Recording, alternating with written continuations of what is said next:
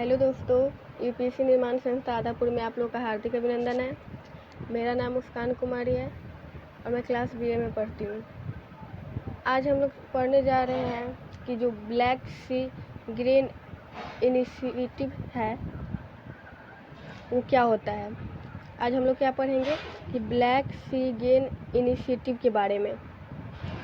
सबसे पहले हम लोग खबर की बात करेंगे कि हमारी आज की खबर क्यों है, कि आखिर ये जो ब्लैक सी ग्रीन इनिशिएटिव है वो चर्चा में क्यों बनी हुई है। उसके बाद हम बात करेंगे क्या है इस पर खास पहल, आखिर इसे इतना महत्व क्यों दिया जा रहा है। उसके बाद हम लोग पढ़ेंगे समझौते पर सहमत क्यों नहीं है रूस, कि ये जो ब्लैक सी ग्रीन इनिशिएटिव है वो रूस और यूक्रेन के बीच हुआ है। आप लोग जानते ही हैं कि रूस और यूक्रेन के बीच अभी भी युद्ध की स्थिति बनी हुई है। तो यही समझौते पर रूस क्यों नहीं सहमत है, इसके पीछे का कारण, और क्या रूस के निर्यात पर भी पड़ा है असर। क्या जो ये ब्लैक सी ग्रीन इनिशिएटिव लागू करने से रूस के निर्यात पर असर पड़ेगा, इसके बारे में हम लोग जानेंगे। सबसे पहले हम लोग जानते हैं ये खबर में क्यों बना हुआ है। तो ये जो ब्लैक सी ग्रीन इनिशिएटिव है ना, इस पर समझौता होने वाला था कल के दिन, यानी 17 जुलाई 2023 को इसी को लेकर समझौता होने वाला था, परंतु नहीं हुआ है। इसलिए रूस ने कोई पक्ष ही नहीं दिया है। इसलिए क्या हुआ है कि ये खबर चर्चा में बनी हुई है। सबसे पहले ये खबर जानने से पहले हम लोग देख लेते हैं कि रूस और यूक्रेन कहाँ स्थित है मैप में। ठीक है, देखिए मैं आप लोगों को दिखा रही हूँ, दिख रहा है आप लोगों को। ये जो है ये रसिया यानी रूस और ये है यूक्रेन। इन्हीं दोनों के बीच क्या चल रही है, लड़ाई चल रही है, तीसरी विश्व युद्ध। तो इन्हीं के बीच क्या हुआ है, ब्लैक सी ग्रीन इनिशिएटिव समझौता हुआ है। देखिए ये ना रूस, ये यूक्रेन। तो इसी के बारे में हम लोग पढ़ेंगे। एक बार आप लोग इसे मैप में भी देख लीजिए। देखिए ये पूरा यूरोप का भाग है, पश्चिमी यूरोप है। यहाँ पे देखिए ये यूक्रेन और इधर रूस है, जिसका कुछ भाग एशिया में पड़ता है, मतलब ज़्यादातर भाग एशिया में और कुछ भाग यूरोप महाद्वीप में पड़ता है। इसलिए इस रूस को हम यूरेशिया के नाम से भी जानते हैं, क्योंकि इसका ज़्यादातर भाग एशिया में और कुछ भाग यूरोप में पड़ता है। ये क्षेत्रफल की दृष्टि से काफ़ी लंबा है, काफ़ी बड़ा है। और यही है यूक्रेन, जो पहले इसी का सदस्य था, लेकिन जब 1991 में रूस का विभाजन हो गया तो इससे अलग होकर अपना एक स्वतंत्र देश बन गया है। तो इसी दोनों के बीच लड़ाई चल रही है। देखिए लड़ाई किस बात पर हो रही है कि यूक्रेन क्या चाह रहा था कि नाटो का सदस्य बने। नाटो क्या है, पश्चिमी देशों का एक अंतर्राष्ट्रीय सैनिक संगठन है, जिसमें अगर एक देश पर आक्रमण की जाती है तो सभी देश उसका सहायता करते हैं। परंतु रूस नहीं चाह रहा था। रूस चाह रहा था ये हमारा पड़ोसी है और यूरोप का सदस्य, यूरोप के संगठन में क्यों शामिल हो। अब इसी बात को लेकर इन दोनों के बीच लड़ाई हो रही है। और भी काफ़ी सारे मामले हैं। ये देखिए यहाँ पे काला सागर स्थित है, इसी के तो उत्तर में है यूक्रेन और पूर्व में है रूस। तो इसी से जो ये समझौता हुआ है, तो यही से नाम पड़ गया है ब्लैक सी, काला सागर की वजह से ब्लैक सी ग्रीन इनिशिएटिव। चलिए अब हम लोग इसके बारे में पढ़ते हैं कि जो ब्लैक सी ग्रीन इनिशिएटिव क्या है। चलिए हम लोग को क्या पढ़ना है, ब्लैक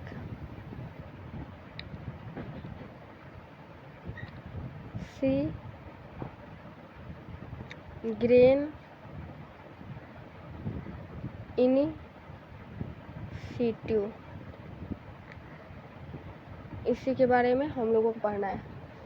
तो देखिए ये एक कैसा संगठन है कि ये खाद्य से लेकर संबंधित है। जो हमारा संयुक्त राष्ट्र है,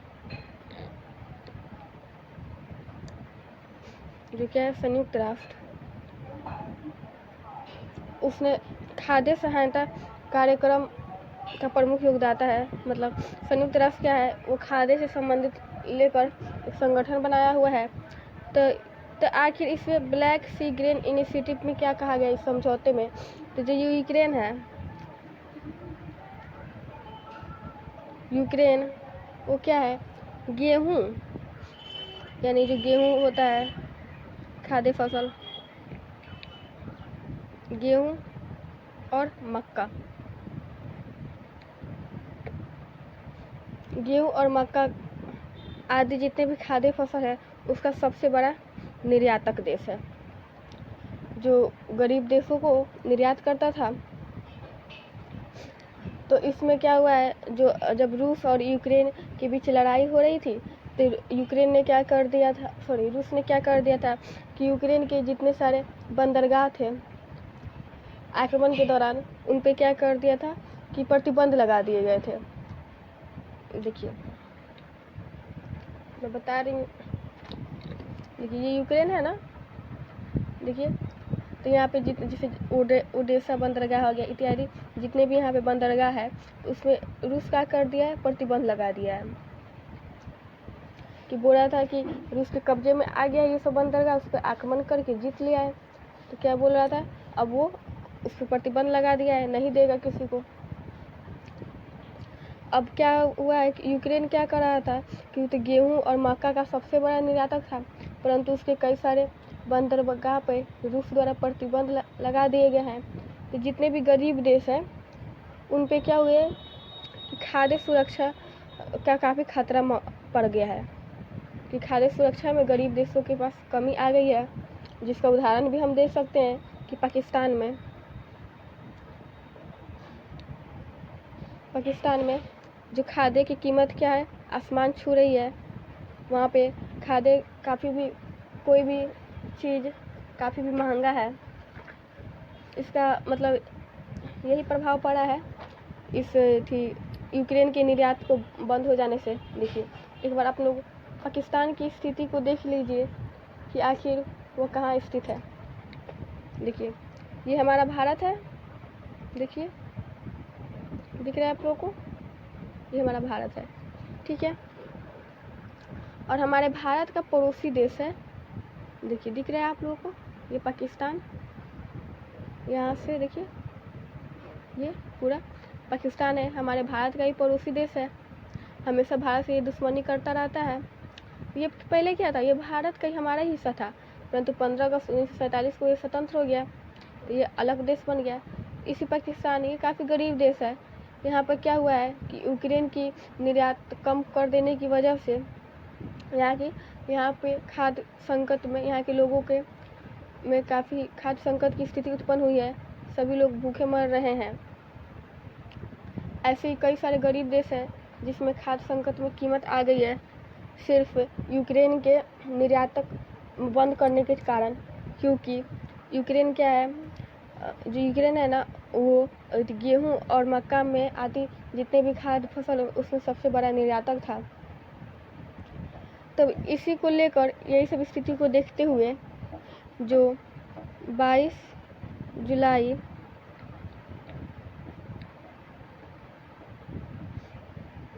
2022 को संयुक्त राष्ट्र यानी जो हमारी संगठन है, विश्व के देशों की एक संगठन है जिसमें सभी देश शामिल है, संयुक्त राष्ट्र और तुर्की के बीच एक मध्यस्थ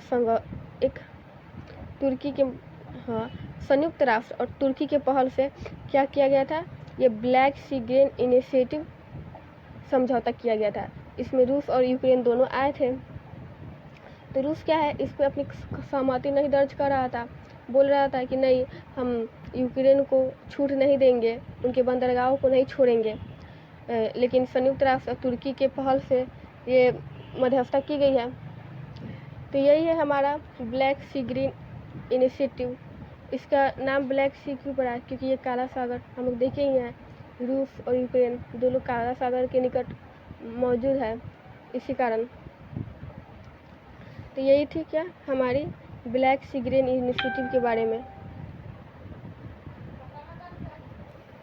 तो यही थी हमारा ब्लैक सी ग्रीन इनिशिएटिव। अब हम लोग जानते हैं हमारे अगले टॉपिक के बारे में। हमारा अगला टॉपिक क्या था, क्या है इस पहल में खास, आखिर खास क्या है। तो देखिए आखिर ये पहल क्यों की जा रही है। तो देखिए यूक्रेन के 3 बंदरगाह है, जैसे कौन कौन बंदरगाह है, एक ओडेसा,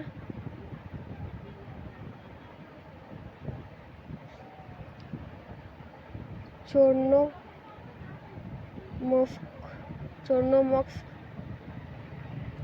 और प्यूडेनी। ओडेसा, चोर्नोमॉर्स्क और प्यूडेनी, यानी इसका नाम यूर्जनी भी है। तो रूस द्वारा क्या किया गया है, यूक्रेन के इन तीनों बंदरगाह पर प्रतिबंध लगा दिया गया है। अब देखिए बंदरगाह पे प्रतिबंध लगा दिया जाएगा तो वहाँ से ना कोई यूक्रेन ना अपना आयात कर सकता है ना निर्यात कर सकता है। तो यही थी सबसे बड़ी समस्या। तो यहीं पर जो संयुक्त राष्ट्र और तुर्की के पहल से जो ये ब्लैक सी ग्रीन इनिशिएटिव समझौता हुआ था, तो यही कहा गया है कि रूस द्वारा इन सभी बंदरगाहों को छूट दिया जाए, ताकि ये छूट देगा तभी तो क्या होगा कि यूक्रेन क्या करेगा, निर्यात कर पाएगा गेहूं और मक्का का, जिससे जितने भी गरीब देश है वहाँ पे भुखमरी की समस्या नहीं होगी, वहाँ के कीमतें आसमान नहीं छुएगी। परंतु रूस नहीं मान रहा है। अब देखिए ब्लैक सी क्या है, मैं आप लोगों को दिखाई हूँ मैप में। ये क्या है, एक सुरक्षित जलमार्ग है जो 310 समुद्री मील लंबा है।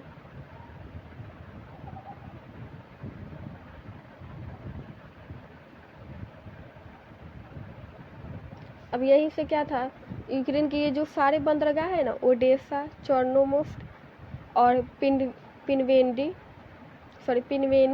यानी यूजनी, ये तीनों बंदरगाह इस ब्लैक सी है जो हमारा काला सागर से अपना सीमा साझा करता है। देखिए एक बार मैप में आप लोग इसे देख लीजिए।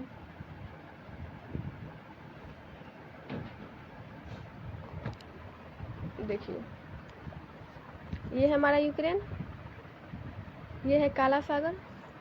देखिए अब यहीं पे 3 बंदरगाह है। देखिए ये ओडेसा बंदरगाह तो दिख रहा है और बाकी दोनों बंदरगाह नहीं दिख रहा है। देखिए अब मतलब जल के मार्ग से यूक्रेन द्वारा क्या किया गया है, इन सभी बंदरगाहों पर प्रतिबंध लगा दिया गया है।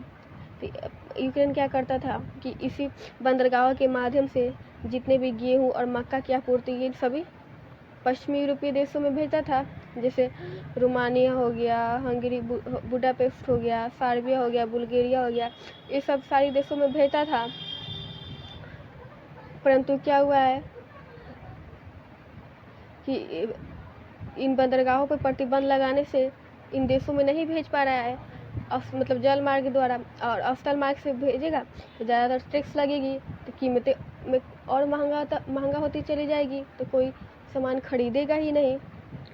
इसलिए इस समझौता में क्या कहा गया था कि जो ये रूस है इन सभी बंदरगाहों को छूट दे दे ताकि यूक्रेन अपना निर्यात कर सके। तो यही थी इस समझौते की खास पहल।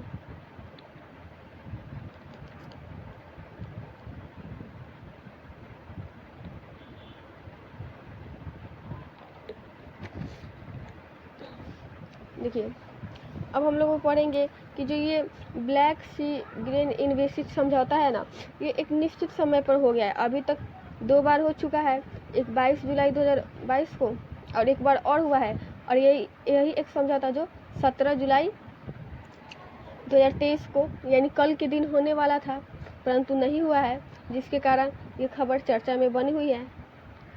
तो इस समझौता में क्या कहा गया है, जो यूक्रेन की जो बंदरगाह है ओडेसा, चोर्नोमॉर्स्क, पिनवेनी यानी यूजनी, इन बंदरगाहों को छूट दिया जाए। ठीक है।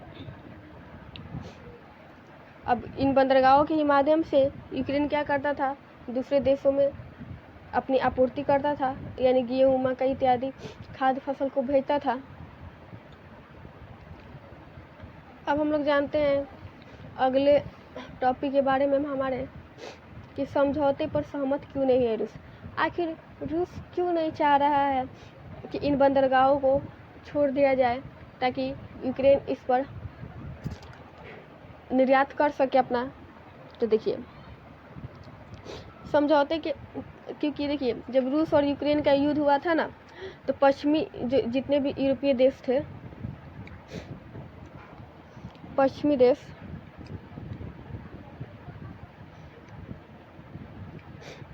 वो रूस पे कई सारे प्रतिबंध लगा दिए थे। कुछ ऐसे प्रतिबंध भी लगाए थे जो इनके क्या है, इनके अर्थव्यवस्था से संबंधित थी, आर्थिक आय से संबंधित थी। समझौते के दौरान क्या हुआ था, जब रूस यूक्रेन की युद्ध हुई थी तो कृषि उत्पाद और उर्वरक के निर्यात में कमी कर दी गई थी। जो रूस के क्या हुआ है, कृषि उत्पाद, रूस के कृषि उत्पाद और उर्वरक जैसे निर्यात में सामानों पर निर्यात में कमी कर दी गई थी। और कुछ आर्थिक प्रतिबंध भी लगाए गए थे, जैसे रूस में क्या हो सकता है, ये अपना बीमा पर शिपिंग पर या भुगतान प्लेटफॉर्म पर, इस सब पर क्या कर दिया गया था, रूस में प्रतिबंध लगा दिया गया था। अब इस सब पर प्रतिबंध लगाने से रूस की अर्थव्यवस्था पर भी काफ़ी असर पड़ा था, जिसके कारण रूस क्या चाहता है कि अब यूक्रेन को भी ये स्थिति झेलना पड़े, यूक्रेन की भी अर्थव्यवस्था पर असर पड़े। इसलिए रूस क्या कर रहा है कि ये सब बंदरगाहों को छूट नहीं दे रहा है, क्योंकि रूस के भी आर्थिक स्थिति पर और जो पश्चिमी यूरोपीय देश है वो प्रतिबंध लगा दिए थे। ताकि रूस क्यों छूट दे, रूस ये सोच रहा है, इसलिए नहीं दे रहा है। परंतु जो वैश्विक स्थिति को देखते हुए, क्योंकि इस पे जो ये बंदरगाहों से रूस क्या करता था, यूक्रेन जितने भी गरीब देश है वहाँ निर्यात करता था, वहाँ भूखमरी की समस्या नहीं हो पाती थी, वहाँ की स्थिति अच्छी रहती थी। इसी के कारण रूस इसके बारे में सोच भी रहा है कि आखिर थोड़ा बहुत इन बंदरगाहों पर छूट दे दिया जाए। तो आखिर रूस क्यों नहीं छूट दे रहा है। देखिए पहले क्या होता था कि इन बंदरगाहों के माध्यम से यूक्रेन क्या करता था, जो अफ्रीका देश है, पश्चिमी एशिया के देश है, उन देशों में निर्यात करता था। परंतु अब क्या कर रहा है, सिर्फ यूरोप के देशों में निर्यात कर रहा है। एक कारण ये भी है। अब क्या,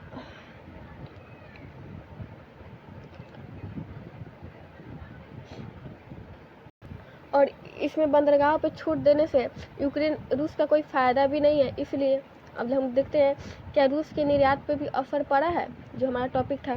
तो नहीं, रूस के निर्यात पे असर नहीं पड़ा है, बल्कि रूस क्या है, वो विश्व में सबसे बड़ा निर्यातक था और आज भी बना हुआ है। रूस क्या है कि गेहूँ जैसे व्यापार जितने भी मध्य पूर्व में, उत्तरी अफ्रीका वाले देश में, मध्य एशिया वाले देशों में करता है, और इसके निर्यात पर थोड़ा सा भी असर नहीं पड़ा है। परंतु यूक्रेन के निर्यात पर असर पड़ा है, क्योंकि इसका जो बंदरगाह ही मुख्य स्रोत था और उसने इस पर प्रतिबंध लगा दिया है। तो जो यूक्रेन का जो निर्यात स्तर है ना, वो आधे स्तर से भी नीचे गिर गया है। ये पिछले 11 वर्ष के रिकॉर्ड में, मतलब 11 वर्ष के रिकॉर्ड से यूक्रेन का जो निर्यातक था इतना निचला स्तर पर नहीं था जितना अभी वर्तमान में बना हुआ है। परंतु इस जो ब्लैक सी ग्रेन यूनिवर्सिटी है, इसके वजह से यूक्रेन को कोई फ़ायदा भी नहीं हुआ है, क्योंकि रूस इस पर प्रतिबंध लगा ही नहीं दे रहा है। ऐसा क्यों कहा जाता है, क्योंकि 2022-23 के आंकड़ों के अनुसार हम देखें तो यूक्रेन ने यानी कुल 39% गेहूँ अपने भूमि मार्ग से ही क्या किया है, निर्यात किया है। और रूस यूक्रेन के युद्ध के बाद यूक्रेन की अर्थव्यवस्था पर काफ़ी गहरा असर पड़ा है, उसका बाज़ार का आकार भी छोटा हो चुका है। तो अब यही ज़रूरत है कि रूस क्या करे, इन बंदरगाहों को छूट दे दे ताकि यूक्रेन की अर्थव्यवस्था थोड़ी अच्छी सुदृढ़ हो सके। परंतु जो 17 जुलाई को बैठक होने वाली थी, अब बैठक में रूस आया ही नहीं है। तो ये इसी बात को लेकर ये खबर चर्चा में बना हुआ है। परंतु रूस नहीं चाहता है कि यूक्रेन को छूट दे, क्योंकि रूस पे भी तो कई सारे आर्थिक प्रतिबंध लगाए गए थे। तब तो यूक्रेन नहीं कुछ आया था बोलने। अब यूक्रेन पर जब आर्थिक प्रतिबंध रूस द्वारा लगाया गया है तो क्यों कोई देश बोल रहा है। तो इसी कारण ये हमारा जो ब्लैक सी ग्रेन इनिशिएटिव है ये चर्चा में बना हुआ था। मुझे लगता है कि आप लोग को समझ में आ गई होगी। धन्यवाद। अब हम लोग मिलते हैं अगले वीडियो में।